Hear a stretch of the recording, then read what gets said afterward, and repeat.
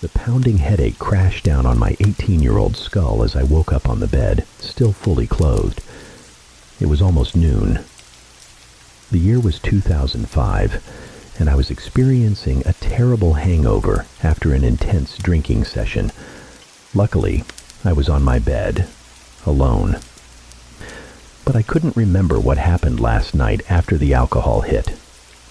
This was not good at all. My phone kept ringing incessantly. I ignored it. 20 years ago, our lives didn't revolve around these phones.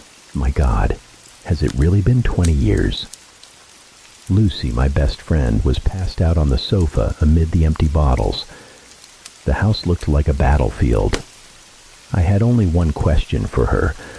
What happened? I don't know either. I was as drunk as you, Lucy replied irritably. I think I broke my phone at some point. Speaking of phones, mine was still ringing non-stop. Call after call. What the heck? I ignored it. It must be some mess I made last night, and now I wasn't ready to face it. But I glanced at the call log and saw dozens of missed calls from the same number. Either it was a spam number or some psycho I met last night that I now wanted to avoid. Brr. Brr. Brr. My phone rang again. Leave me alone, I snapped and threw the phone down. Is your phone also ringing nonstop? Lucy asked. She showed me her phone. The screen was cracked, but it seemed to be working, and she showed me it was also receiving a call. I can't even answer it if I wanted to, Lucy said, before announcing she would go to the phone store to get it fixed and left. Brr. I was so angry I threw up. Brr, brr, brr. The phone kept ringing persistently. Maybe it was because my body had just expelled everything inside, but I suddenly felt a chill down my spine when I saw the incoming call this time. It was still that damn number. My instinct told me not to answer. I suddenly remembered I had called this number last night, but that didn't mean I would answer it. It was time to Google this number. Writing this now seems crazy, but Googling something at that time wasn't as obvious as it is now. I found the result. A forum site, like a college revenge porn site, where people posted pictures of others and talked behind their backs. There was some information about the number on my college's section of the site. The title of the post made my skin crawl. Do not ever call this number. Do not answer if it calls you. The rest of the post went on to explain, the poster didn't know why, but the number was cursed. If you called it, it would call you back until you answered, and you would die if you answered it. How? Why? Who? What? No further answers. Just a warning. Did I believe it? Enough to realize something terrifying. I had to find Lucy and stop her, in case she planned to answer the call from that number. She had just returned from the phone store with her repaired phone and vanished into her room to sleep off her hangover. Brr. Brr. Brr. I could hear the phone ringing as I got back home. Lucy's room. It was coming from Lucy's room. I burst through her bedroom door. Do not answer. I couldn't see Lucy anywhere, just her messy bedroom. I yelled for her, my voice drowned out by the sound. Brrr. Brrr. I followed the sound of the phone. Oh no, she was in the bathroom. The ringing was interrupted by the sound of the toilet flushing. Do not answer, I screamed again, as the bathroom door began to open. Too late. I saw Lucy pressing the answer button just as the door opened before me. Dylan, she answered sleepily. We looked at each other. She looked at me like I was crazy. For a brief moment, I thought everything would be fine. Then a piercing scream emanated from Lucy's phone, right by her ear. The scream was so high-pitched, so shrill, so penetrating, that I thought my eardrums would burst. Then Lucy's ear exploded. Blood gushed from her ear, the ear closest to the phone. She dropped the phone, and I watched it fall to the ground and burst into flames. She screamed in the most excruciating pain I had ever heard, and collapsed to the floor, clutching her head. I rushed to help her. The phone burned fiercely, scorching me. I could only helplessly watch as she writhed in agony, and her other ear also exploded, blood splattering everywhere. Then her mouth, nose, and eyes. Soon, my best friend was a bloody corpse at my feet. I had no clues other than the mysterious internet warning and the phone calls. I guessed Lucy and I had called the number last night while we were drunk, and unfortunately, she answered when it called back after her phone was repaired. The police concluded it was due to a brain aneurysm. I asked them to check the phone number from my phone. They just looked puzzled, and finally said they would look into it with an indifferent tone. I had one clue. There was a Kansas City Royals baseball cap lying in the living room, and I had no idea why it was there. We lived thousands of miles from KC, and I had never seen anyone I knew wearing that cap. Did someone come to our house the night we got drunk? Andrew, Lucy's ex-boyfriend, had just broken up with her. I suspected him. He could wear a random baseball cap. He could want to prank us out of anger over Lucy breaking up with him. He wasn't helpful. I knew he thought Lucy broke up with him because of me, so I was the last person he wanted to talk to. Plus, he was rich, and I was sure his parents' lawyers had warned him not to mess with me. I gave up. Even if I found out something, it wouldn't bring Lucy back. I changed my phone number. I bought a new phone. I moved on with my life. But it seemed things weren't that simple. I didn't die from bleeding out of my head, but my life gradually fell apart, bit by bit. I caught the flu, and I swear I couldn't recover for months.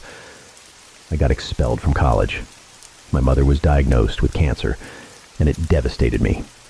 I moved back home to take care of her and restart my life. That Christmas was the most miserable memory. I had to go to the mall for Christmas shopping. Yes, 2005 was a very different time, and avoid the gazes of old classmates who had come home from the college they were still attending. I was in Hot Topic, 2005, when a ray of hope shone, leading me to the moment of clarity and health to sit here and write this for you. I overheard a conversation between the employees at the cash register. They were talking about a killer phone number. Alec had gentle eyes. Sure, they were obscured by the stark white makeup, the nose ring, and the greasy black hair, but those blue eyes immediately made me feel at ease when I asked if he could help me. He agreed to talk to me during his next smoke break. No surprise, I had started smoking too, and we stood by a trash can as he explained everything he knew. It's not a single number. It can change. I heard there was a kid around here, a psycho, who wanted to be a school shooter, but instead wanted to mess around and kill people in more interesting ways or something like that. He had an aunt who was very superstitious, lived in a witch group somewhere remote, and he and she cursed the number to get revenge on all the bullies. But then he started targeting any kid he didn't like, and secretly took their phones, called the number, and spread the curse like wildfire. Now it's spread to other states. It's rampant in college towns. Apparently there's a lot of people wanting revenge there. Alex started to tell the story. How do you know all this? I asked, trying to sound not too suspicious. Alec brushed his shoulder-length black hair aside, revealing a scary, empty left ear. How? Lucky, I guess. I don't know. I think I hung up quickly enough, maybe. Alec covered his ear again. Why did you and your friend call the number? Alec asked. I didn't call. I think someone took our phones when we were drunk. But you never answered it, right? He asked. No. I heard if you call the number but don't answer when it calls back, it still eats away at you slowly, over time. Until you die, want to commit suicide, overdose, just end it all. Why do you think so many kids here are so messed up? So, I'm going to die? Slowly? There's no way to reverse it? I asked. I've only heard of two ways. You can pass it on to someone else, or you can find the person who passed it to you and reverse it onto them. Do you know who passed it to you? I couldn't shake the image of Andrew's smug face out of my head. I knew he would be home for the holidays from college, and I rushed to confront him at one of the freshman year Christmas parties where we all came home. Andrew was drunk and felt guilty. He talked to me. He missed Lucy. Shut up. I needed more useful information, or I might as well go home and drink alone instead of with people I didn't even really like in high school. Yes, I'm jealous, but I would never hurt Lucy. She dated someone else right after we broke up. Maybe before that. She definitely didn't tell you. But her story makes sense. She usually gets herself and the other person drunk when she has something to hide. She probably did that night. Then she probably invited him come home. Andrew finally gave me a little clue. He took a long swig of the beer. He's also doing it Lucy's way, getting himself drunk when he wants to share something difficult to say. You should check her Facebook. That's always where she talks to guys she wants to hide from. It's a lot easier to hide than a phone call. I couldn't believe I hadn't thought of what Andrew suggested. It was 2005 and everyone's Facebook would still be there like ghosts after they died. I knew Lucy's email. I knew the password she might have used. I accessed her inbox within 30 seconds of returning home from the party. There was a message from an account with no profile picture. Dylan Lanning, University of Oregon. It seemed the profile had been deleted, but the skeleton of the account and messages remained. Reading through the conversation between Lucy and Dylan, I saw he had randomly stumbled upon her profile on Facebook and reached out. Gross. It was clear Lucy had started dating or hooking up with him, but he was at a fairly distant school, so it was weird. And it started while she was still dating Andrew, so she hid it, even from me. He was visiting friends that weekend, and she planned to introduce me to him after we got drunk. That night started flooding back into my mind bit by bit, like how blackout drunk nights had played out for me over the years. I vaguely remembered the image of some white dude looking like a college student in my kitchen that night. He looked very much like Andrew. Lucy liked that type. Facebook at that time was still quite basic, so searching for people in college was easy. I found Dylan's real or new account pretty quickly. There it was. University of Oregon. Hometown. Kansas City. Sigma Chi fraternity. His profile pic was a photo of him grinning widely with a Kansas City Royals cap. Oh, and he was dating a girl. What a jerk. Now I had to play the moral game. Was I 110% sure that Dylan was the one who had touched Lucy's phone or my phone that night and called the curse number? Or was he simply trying to escape the curse and passed it to us? It had to be him, no one else. Alec had mentioned that he had heard many times people would take it to other colleges if they got it there. And how could you trust a frat boy, especially in 2005? That was enough for me. Nice to meet you, Dylan. I went to Oregon the first weekend after winter break. I found Dylan's frat house. There was a party on Saturday night. Perfect. As a reasonably attractive girl, I slipped in and blended with the crowd quite easily. But I disguised myself so Dylan wouldn't recognize me. A wig, thick makeup, glasses, Not too difficult. The party was wild, filled with booze and debauchery. I spotted him on the dance floor with his friends. I reached into his pocket and found his mobile phone. I withdrew to the bathroom. I quickly scrolled through his contacts until I found his girlfriend's name. I switched her number to the cursed phone number. Then I called the number. I went back to the party and slipped the phone back into Dylan's pocket. He didn't seem to notice. Too busy having fun with his friends and snorting cocaine. Oh my God, I hadn't even planned for that, but it would be the perfect excuse for his head exploding that night. The next step was tough. I wanted to witness it all. I befriended the most beautiful girl I could find. I asked if she could help me out a bit. Could she lure Dylan into one of the bedrooms and then leave him there? Sure. She hated the frat boys, too. There were many rape allegations. She was there just to keep an eye on her friends. Dylan was a small deal for her. She got him into a bedroom within minutes after I sneaked in there and hid in the closet. She pretended she was about to kiss him, then said she would go call her friend in. Well done, girl. Brrr, brrr, brrr. The phone rang loudly when everything in the room fell silent again. I watched Dylan check the phone. His posture showed my plan had worked. He saw the cursed number calling, but it displayed his girlfriend's name, and he seemed a bit panicked. Answer it. Answer it. Answer it. Answer it. He answered. He picked up the phone and put it to his ear. Hello, babe. Ack. The pause lasted a second that felt like an eternity in my mind. Then it happened. Blood spurted from his ear onto the phone. Babe, he muttered one last time before his other ear spewed a thick stream of blood all over the room. It was time to step out of the closet if I wanted to witness the masterpiece I had created.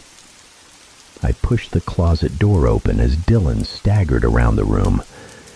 He stopped when he saw me stepping out of the closet. I could see recognition in his eyes for a brief moment before he collapsed backward. I felt like there was some awareness. That was enough for me. I walked out of the room. I grabbed a beer can on my way out of the party. I popped the tab the moment I stepped outside, parched. I stopped and poured a bit of beer onto the sidewalk in memory of Lucy. That was the final drink for both of us.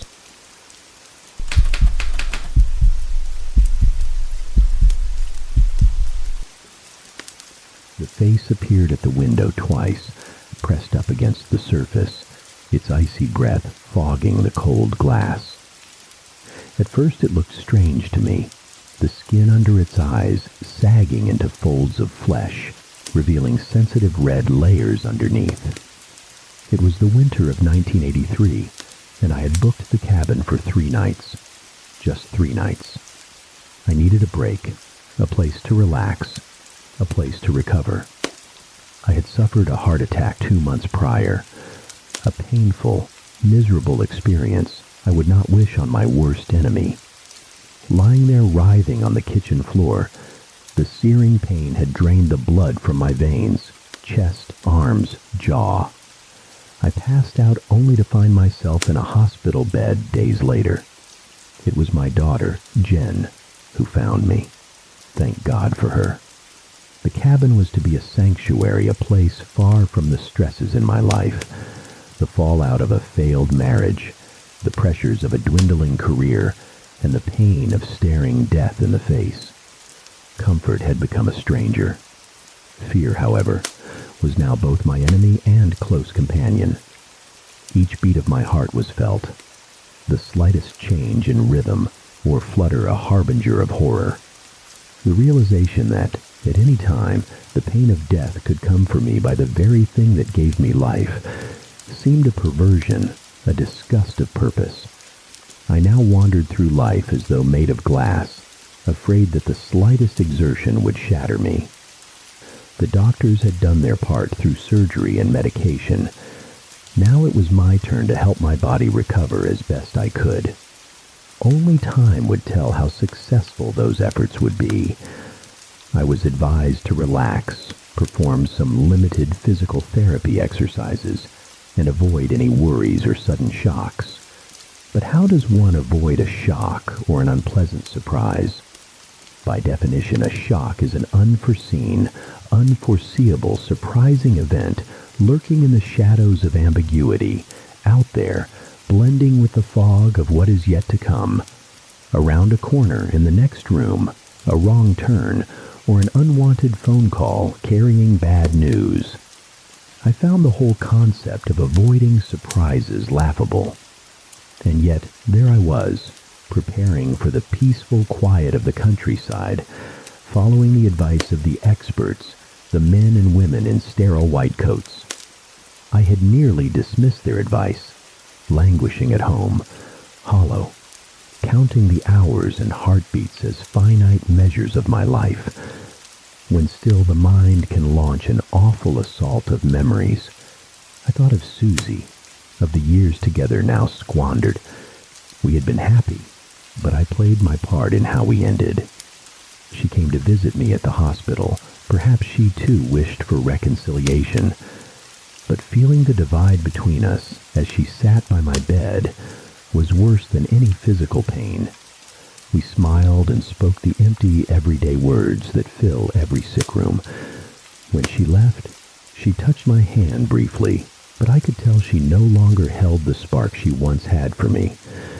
She tried to be kind, but some things said and done cannot be taken back, the flames of resentment never fully extinguished. They say time heals all wounds, but some cuts run deeper than others. In those solitary grim days, I had only thoughts of my daughter to keep myself from slipping into depression, but she was with her mother most of the time. Perhaps I had been cold to her too. I knew my faults as a husband, but I never thought I was anything but a loving father, and so I lived for the 2 short days each week when I could see her. The rest of the time was filled with the fear of death and worthless ruminations. Friends, family, doctors, they all urged me to take a vacation, but I was afraid of my heart giving out, afraid of the possibilities conjured up by an anxious mind when dwelling on the fragile body containing it. If not for Jai, I never would have gone. He visited me a couple times a week and cheered me up as best he could with his usual jokes and jests. In fact, he kept me going, and eventually convinced me that a few days in the countryside would do me good. Still, I was terrified of being left alone, isolated, far from everything and everyone. What if I had another heart attack? Maybe the next one would be fatal, and even if I could be saved, I would be too far away to get help in time. I needed a place to relax away from the world, but not so far from the miracles of modern medicine. That's why we chose the Blackwood cabin. Jai had been there as a kid. It sat on the outskirts of a large forest, surrounded on a clearing by a beautiful river flowing on the other side. While it seemed cut off from the world, it was in fact only 6 miles from the nearest hospital, perched near a small town at the edge of that dense, dark, sprawling forest network. This, and Jai's insistence that he'd stay too, satisfied me enough with the thought that help was always within reach.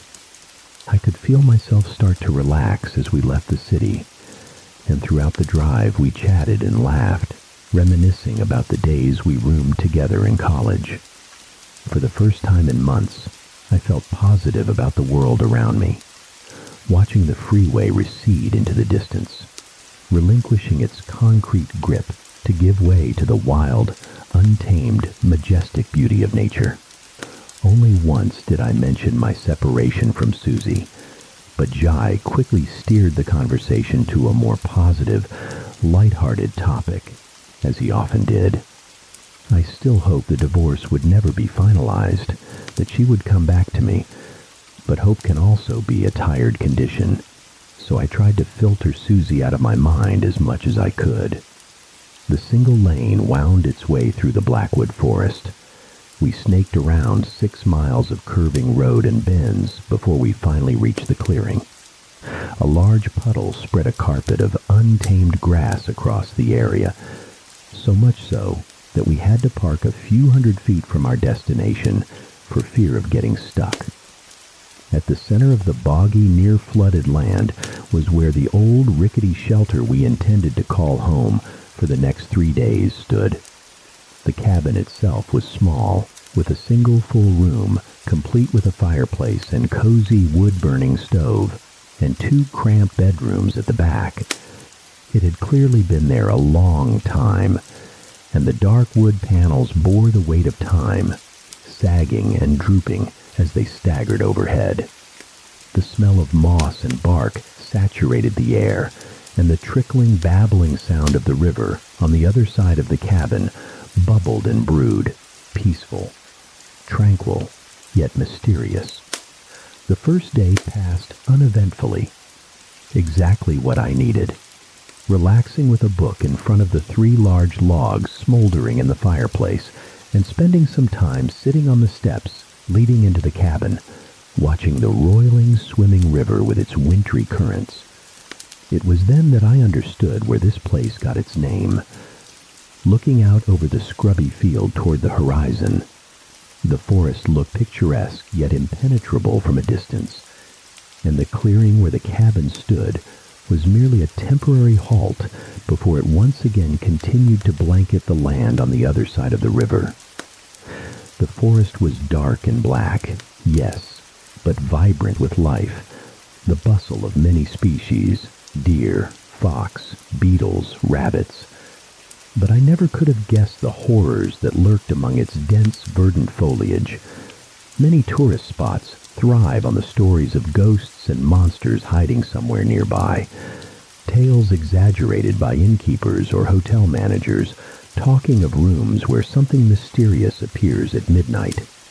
Travelers flock to such places, hoping to spend a night in a haunted room, to catch a glimpse of something in the dark that whispers the idea that life is stranger, more exciting than we can imagine.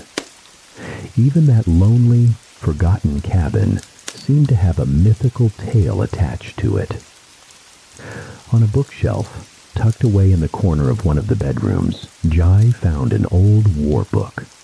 The pages had yellowed, and though it bore a publication date of 1967, I was certain it had only been printed once, left in the cabin to enchant those who stayed.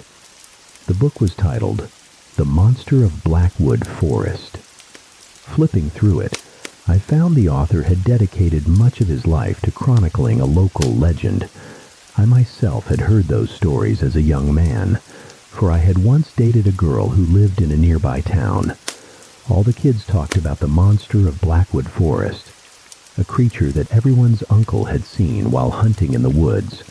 Dark, large, grotesque. Of course, I always scoffed at those things and never found any concrete evidence. But every winter there were rumors, whispers of something stalking the forest at night. As day gave way to dusk, I read a few pages while Jai prepared wood for the fireplace and dinner. Though I dismissed the legend as nonsense, I found the book intriguing, and the eyewitness accounts within it were affecting enough to make me see something that wasn't there. Dark shapes moving outside under the cloak of twilight. My heart started racing again, and I decided it was best to set the horrors of the horror genre, both fact and fiction, aside. My mind was still suffering from the stress of Susie leaving me, and the fear of any faint heartbeat signaling another heart attack, so tales of a fearsome creature stalking those around me, however nonsensical, were not conducive to a fragile state of mind. On the other hand, the fresh country air was doing me a world of good. After dinner, Jai surprised me with a bottle of my favorite whiskey, Lagavulin 16-year. I knew the doctors would frown, but the idea of swirling that warm golden liquid around my mouth and taking a big sip reminded me of something essential. It reminded me of being normal, strong, sitting in the family home with my wife and daughter, enjoying the better side of life. A couple glasses would not be unwelcome. We talked and laughed about the past while playing cards and imbibing, once again recalling old adventures we had shared together in the summer of college with a group of old friends. I would have happily stayed there, wallowing in the comfort of those memories forever. And in many ways, I wish I could have sunk deeper into that relieving moment away from recent worries. But it was not to be. Around 11 p.m., the fireplace was starting to run low on wood, and we were nearly out. Jai drunkenly picked up a flashlight and decided he would get some more so we could prolong the cheerful moment. I did not object. I was happy. I was content to let that night continue. He was a good friend and insisted that I not lift a finger out in the cold and dark. He was always braver than me, and I would be lying if I said the irrational thought of something lurking in the woods had not left its mark. I watched from the window for a time as the beam from Jai's flashlight bounced across the lumpy field, now frozen over. The light dropped to the ground for a second, and I heard my friend's merry drunken laugh ring out as he stood up again before continuing toward the horizon. Smiling to myself, I turned back to my favorite book, flipping through a few pages of an Ellery Queen detective novel, less dangerous than the previous tome. About 15 minutes later, I realized just how quiet the cabin had become. No noises, no wind, no sounds of life or living things, and for the first time I felt something ominous sitting in the silence. Suddenly, Jai burst into the cabin and collapsed onto the floor, panting. He spun toward the door and kicked it shut frantically with his heels, eyes wide, panicked, disbelieving. Staggering to his feet, he flipped a small table and wedged it underneath the aged wooden door handle. "Help me, for God's sake," he whispered urgently. I quickly got up and rushed to aid my friend, helping him barricade the door with furniture, anything weighty we could find. It was the first time since the heart attack that I had exerted myself, and it would not be the last. I felt the blood pumping hard through my chest and shuddered momentarily at the sensation. I tried to find out what had happened, but Jai was exhausted and anguished. A sheen of sweat glistened down his cheek as he panted and gasped. He turned off the light switch, plunging us into darkness only broken by a thin crescent moon hanging in the sky, its tenuous light faintly illuminating the inside of the cabin.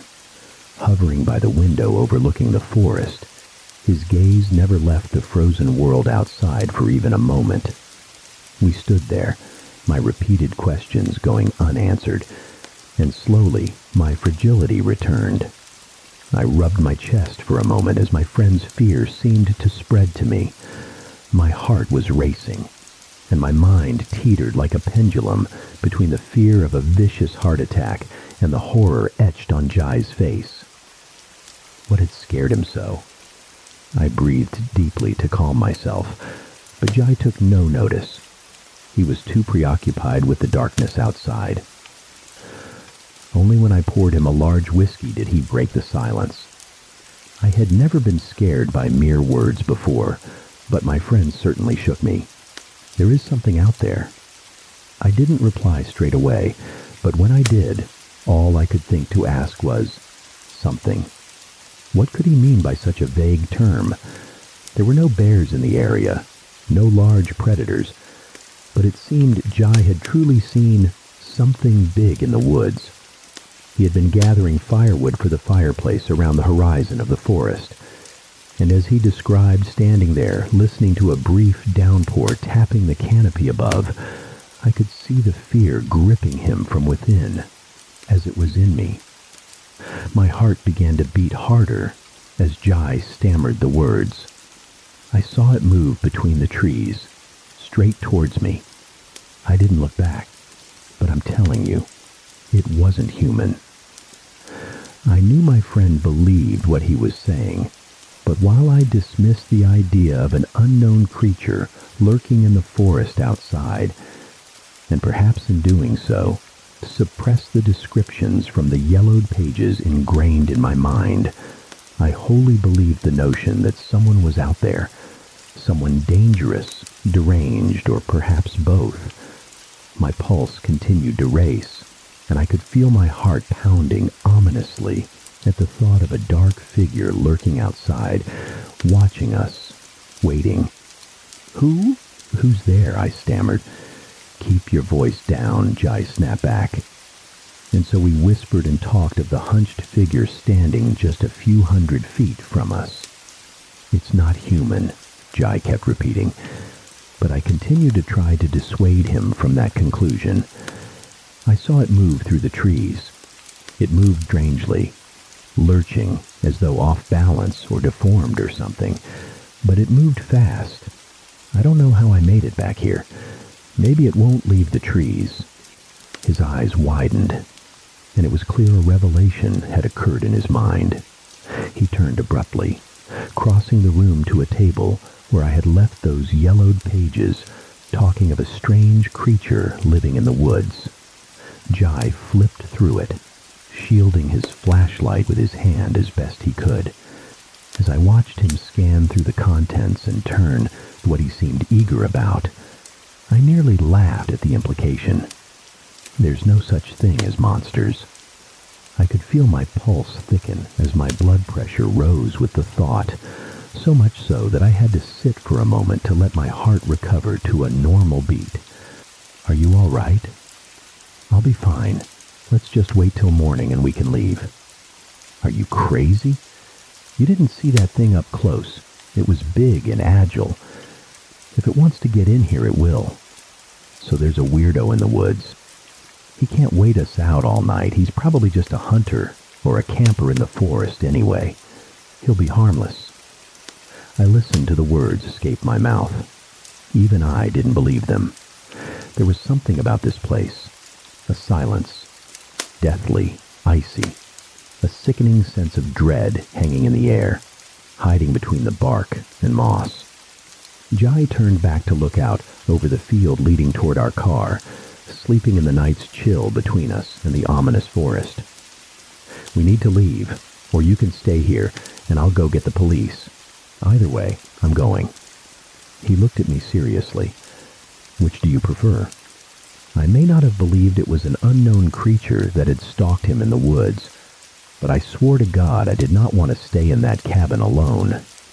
I threw my things into my bag, as did Jai, each of us grabbing a kitchen knife for defense.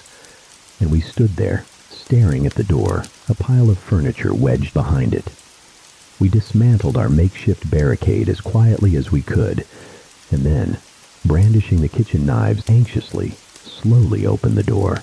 It creaked softly, sucking in the cold, bitter night air and revealing a light drizzle threatening greater things from the heavens. Jai stuck his head out first, and after a short silence, waved me on.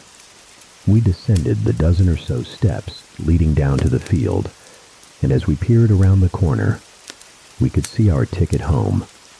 The car parked a few hundred feet from where we stood, nestled in the final stretch of dirt road, soon to give way to pavement, and then the safe embrace of home, if we could get to it.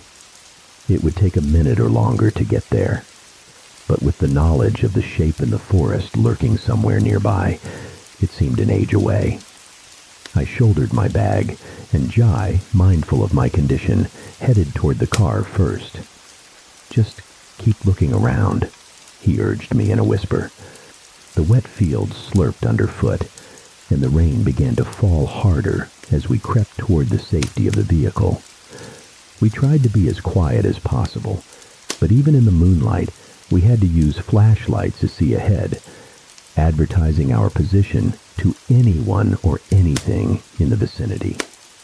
I kept looking out at the woods, the horizon, the swelling river behind me, but I saw nothing, nor did I hear anything above the rain now pelting down on the car and splashing off my hooded head. Then suddenly Jai stopped. "What is it?" I whispered through the rain. my heart now pounding, my throat dry with anxiety. The rain quieted for a moment, giving way to the silence of a terrified, frozen land. Jai spoke without turning to face me, his breath visible in the flashlight's beam. I think I saw something move on the horizon. A crack of wood, the sound of the unseen stepping through the forest floor. "Come on," Jai whispered urgently, and we began to jog. Adrenaline surged through my veins as my pulse throbbed desperately. As we continued on, all I could think about was my heart and the deep, ragged, frozen breaths I sucked in trying to stay calm. As we neared the car more, a ghostly beam of moonlight hung in the air as the crescent moon above us spun out from behind a cloud, and the world took on an odd, icy blue hue. Stumbling across the field, we finally reached the gray outline of our ride home. "Open the door. Let's get out of here," I pleaded as Jai fumbled for the keys, dropping them to the ground. "Damn it," he growled. Instinctively, I shone my flashlight down, illuminating the tall weeds, now frosted by a thick layer of rime under our feet. I waited for a moment, and as I looked down at the ground, I realized something was very wrong. Jai wasn't moving at all. He wasn't even looking down to see where he had dropped the keys. He was staring at something, and the look of utter terror in his eyes told me we were not alone. I raised my hand up, and a beam flashed across the car. Two large eyes stared at us from the other side of the vehicle, a hunched, large creature staring at us, crouched behind the hood. It shuddered, then shuddered again, and as it stood up, I saw it for a moment. Its fur soaked its mouth agape, its face gray and trembling. It groaned loudly in a strange, unearthly, high-pitched tone that only added to the horrific appearance of the creature. "Run!" Jai screamed. I didn't need to be told twice. I dropped my bag and ran as fast as I could. I panted, sweated, stumbled, pushing myself forward with every ounce of energy left. And as I did so, the first pains began. The biting cold stung my eyes. I fell twice, helped up by my friend. My heart fluttered. It wrenched and pounded in my chest. I could feel a slight pain run down my neck, nesting in my jaw. My chest tightened. I cried out in horror. This was a heart attack. I yelled out, "Help!" But all I could hear was the sound of Jai's feet pounding behind me, shouting at me to move faster. "Just keep going and don't look back." As the cabin came within reach, I heard the heartbreaking absence of my friend's footsteps. I knew Jai, all the years we were close. He was always the brave one, the stubborn one to a fault, to stand up to anything. I understood implicitly that he was buying me time, a selfless gesture that got me to the steps, staggering up only to turn and see him staring down the creature, face to face, the monster obscured in the tatters of the night. As its massive bulk lunged toward him, a searing pain shot down my neck from my chest. I fell to the ground, but he needed me, and whatever life was left in my ailing body, I was compelled to use to help him. Staggering to my feet, the cold night air burning my lungs, I charged forward, clutching my chest, ready to attack the monster with whatever I had left. Before I could assist, Jai emerged from the darkness, grabbed my arm, and threw me into the cabin. He hurriedly reconstructed the barricade at the door. We slumped to the floor, breathless, deciding to turn off the lights and listen, the sound of shuffling in the dark, but nothing more. The pain in my chest had subsided a little. Clearly, the heart attack had begun, but when it would finish me off, I did not know.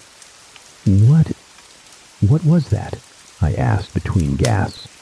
"I don't know, but it's not human," Jai said gravely, before showing me the knife he had used in the battle, now coated in a putrid black liquid. "I don't think even this hurt it much. This is crazy. What do we do now?" I don't know, I really don't know. And so we waited and waited. But the pain in my chest grew more and more, my breathing more irregular. I took my medication, but I knew my old foe had returned, and I needed more than pills to soothe my nerves. Without medical attention, it was likely I would die. Jai stared at me as I sat on the old sofa by the window, worried that each breath could be my last. "We need to get you to a hospital," he said softly. "Yeah, just have the helicopter fly me in." We both laughed for a moment. Jai stood up and peered out. He seemed reluctant at first, and no wonder given what lurked outside, but his concern for me seemed to slowly drown out the fear. "I can't see anything out there anymore. The moon has gone behind those clouds, and we may not get another chance. I think I can get to the car faster if I go alone." "But that thing is out there," I said, wincing once more at the increasing pain in my chest. He leaned over me and smiled kindly, patting my shoulder. "I can do it. It's pitch black out there. You'll need to use the flashlight, and it will see you," I said, shuddering at the searing sensation once more in my chest. "I'll turn it on and off. That way it won't know where I am. Maybe it'll get confused, I don't know." He gripped the flashlight tight, while eyeing the kitchen knife in his other hand. "Hopefully that'll give me enough time to see what's ahead and get to the car. The keys must still be lying where I dropped them." "Jai, please wait till morning," I pleaded. But as my friend looked at me clutching my chest, I knew he'd made up his mind, and a part of me was glad for the hope his bravery brought. "Barricade the door as soon as I'm out." "Okay," I said, trying to stifle the tears of pain and worry for my friend. He hugged me, and then he was gone. I shut the door and reinforced it once more with anything I could find, before dragging myself back to the chair and peering out. At first I saw nothing but the inky stillness of the forest. Then a beam of light flashed, then another, and another as Jai's flashlight blinked on and off. Each flash illuminated the scene around him like a ghostly photograph capturing his progress toward the car. I could see what he was doing, and I smiled to myself for a moment, once again impressed by his cunning. He didn't move in a straight line, but zigzagged to make his path unpredictable. Another flash, and another. Each time, no sign of the creature, and he was a precious step closer to the vehicle. Grass, trees, a nameless wilderness of darkness. Another flash, another patch of grass. He was so close. Then the intermittent light became erratic, moving one way, then another, retreating, left, right. Was he lost? Was he unsure which direction the car was? A more horrifying thought then slid through my mind. Was he being chased? A flash. Nothing. Then another. Still nothing. Finally, the light shone. He had made it to the car. The light quickly went out, followed by the sound of a door opening. One final flash of the flashlight, the distinct outline of a hunched figure standing behind my friend. A blood-curdling scream, and then nothing. Jai was gone.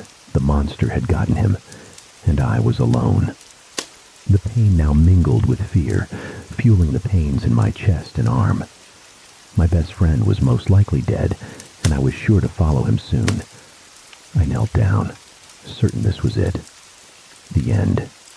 The pain was excruciating, but nothing compared to the sharp cuts of a broken heart. I stood there kneeling in the darkness alone, resigned to my death. But my heart kept beating, and as long as it beat, there was still time to hope, to escape, to live. Time for what? The phone was dead, and all I could hope for was daylight. But daylight was at least 3 hours away, and I seriously doubted I would last that long, let alone that the old cabin door would survive an onslaught from whatever was lurking outside. I looked out the window, rain lashing down in spurts. obscuring an already hazy world outside. Still, I was certain I could see something limping around in the darkness. As beams of moonlight pierced the leaden clouds above, I was sure the assailant was out there somewhere, pacing, circling, waiting. But what was it? Was it human? Or a creature undiscovered by science? I didn't know what to do, but all I could think of was getting home to my family. The warm, hopeful thought of Susie's embrace and my daughter drove me to search for an escape.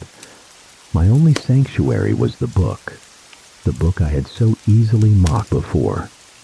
I now had to consider the possibility that my dear friend and I had both encountered the monster of Blackwood Forest. At the start of the day, the idea seemed ludicrous, but fear quickly opens the mind to any avenue of escape.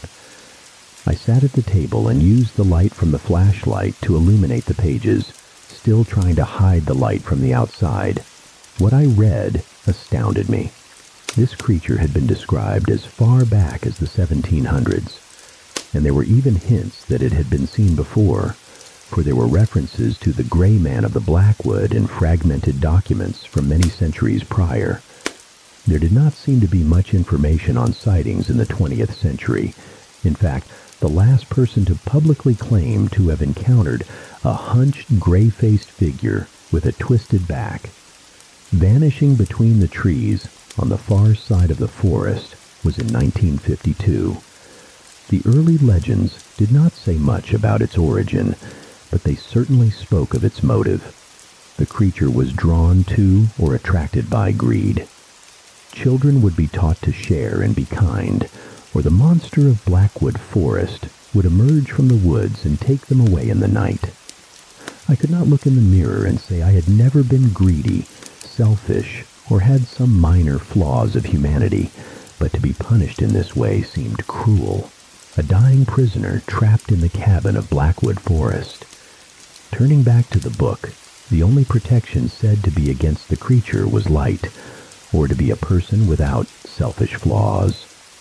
Over the centuries, locals would light torches along the paths through the woods when the monster was spotted, to drive it away from unsuspecting travelers. Each pound sent waves of horror throughout my body. It wasn't my heart, it was someone at the door.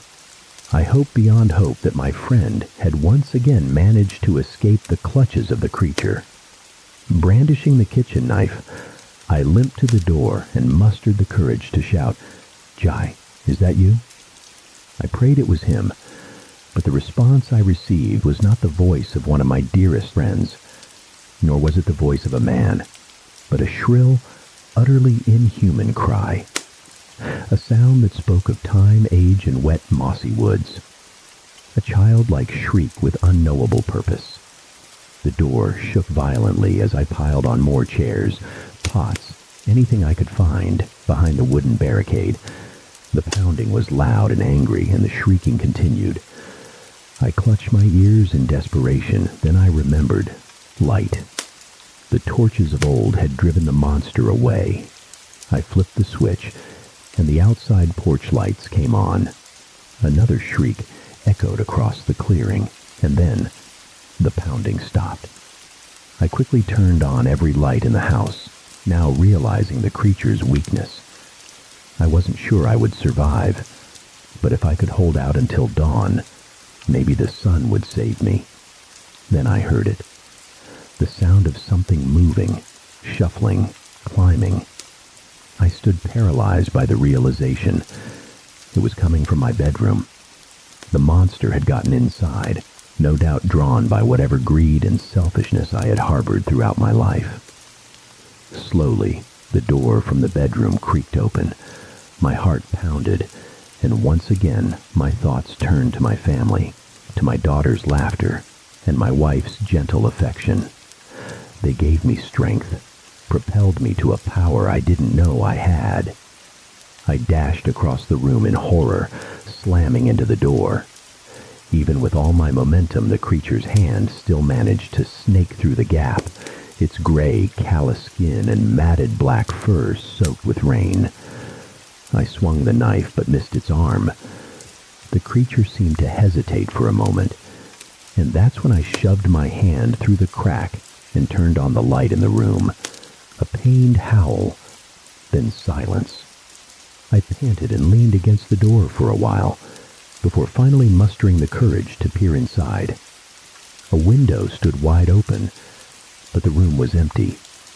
I shut the window and staggered back to the living room. My heart was racing, and while I tried to stand steady on my feet, a searing pain arched up my back and stabbed into my chest, knocking the breath out of me.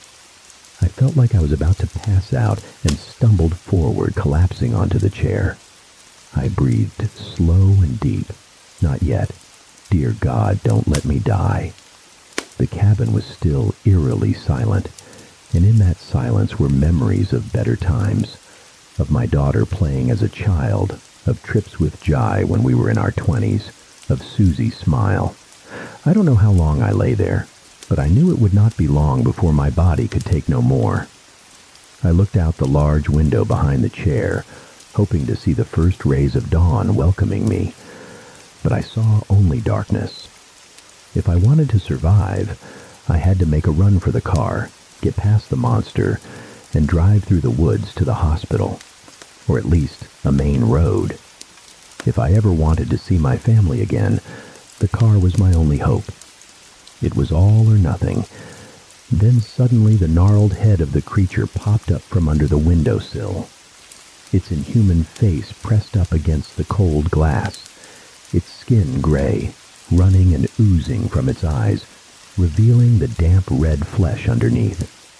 The shock finished me off. My heart stopped for a moment, then pounded, struggling to keep me alive. My body went limp, my head only inches from the window. Looking up helplessly, I watched the creature stare into my eyes through the glass. My heart started to beat erratically again, slamming against the inside of my rib cage. A searing pain shot down my neck, the creature's piercing blue gaze boring into me, and as its breath fogged the glass, I grabbed the only thing within reach, the yellowed book, and slammed it into that rotting face. The book was followed by a fist that shattered the glass, countless shards and splinters raining down on both the creature and myself. A shriek, a ghastly, cursed howl rang out, tearing through the icy black night as I pummeled that hideous, damnable face again and again. Its gnarled hands flailed and clawed, grabbing at me, and for a moment I thought it would rip me out from inside the cabin. Then the winter frost came to my aid. The creature slipped from its perch on an aged water pipe clinging to the outside of the old shack, and as I clawed at its face with utter revulsion, the creature fell some 6 or 7 feet to the ground below. The sound of something wounded lying under the shattered window pulled me from my frenzy as I stared at the thing in my hand. Where eyes had been, the face now stared at me eyeless. Where a mouth had been, the creature gaped, lifeless, jawless, and utterly without agency. For in my hand, gripped tight, were the tattered remains of a mask. On the ground, a man writhed in pain, wrapped in the remnants of a monstrous, bulky costume, the fall having stunned him. Something then moved in the darkness nearby. Footsteps, light and nimble. Susie, my soon-to-be ex-wife, the one I had loved so passionately and suffered over. She screamed, running to tend to her lover on the ground.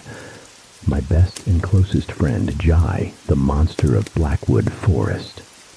Susie looked up at me with a gaze of hatred and contempt. But I could not muster the rage nor the jealousy. All I could think was that I must have been a monster to deserve such cruelty from those I loved, the two people I trusted most in the world. Jai slowly got to his feet, but he could not acknowledge me. He could not raise his head to look at the friend he had betrayed. Then it came. Finally, my heart began to give out. Not from fear or worry, but from sadness, loss, the pain of a broken heart. I stood up, clutching my chest. and as I staggered back, I saw the smile on Susie's face, and then the words from the friend I had once trusted. Thank God. They embraced under the window as I fell to the cold, hard wooden floor of the cabin. However, I did not lose consciousness. The pain was excruciating, but nothing compared to the deep cuts of each word from under the window. "What are we going to do about the window?" Susie asked. "I'll just say he smashed it in the heart attack. But maybe they'll figure it out?" "No, my love. They won't figure out a thing. He'll die, and we can start a new life when the insurance money pays out. Now you need to get back to the woods and home. I'll clean up here and then call the ambulance when I'm sure he's gone." I nearly laughed as I writhed helplessly on the floor. I had hoped Susie refused the divorce out of love, because deep down she still wanted me. But instead, it was only to hold on to the money my death would bring her. A while later, I heard Jai slip and curse as he tried to climb through the shattered window once more, but each time he couldn't pull himself inside. He then changed tactics and tried to push at the door, but once again, I had blocked it effectively, and he clearly did not want to force it and leave more evidence of foul play. That's when he started shouting angrily, even cursing my name. It was only a matter of time before he got in, cleaned up the place, and told the police how sorry he was when my dear old friend's heart gave out. My final thoughts were of my daughter, of never having the chance to right my wrongs as a father. I finally passed out. However, my assumed death did not come to pass.